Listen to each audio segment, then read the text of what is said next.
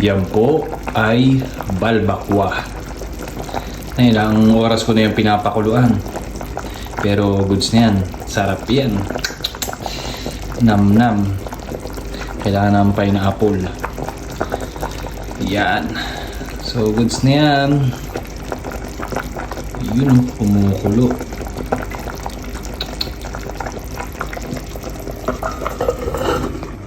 Okay, titikman natin ang balbakwa.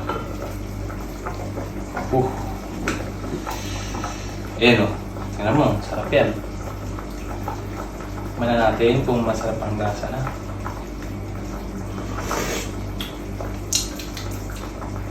Ayan na.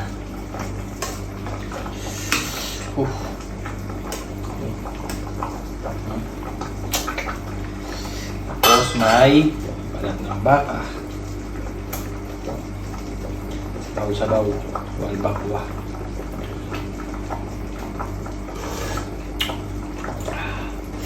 Goods.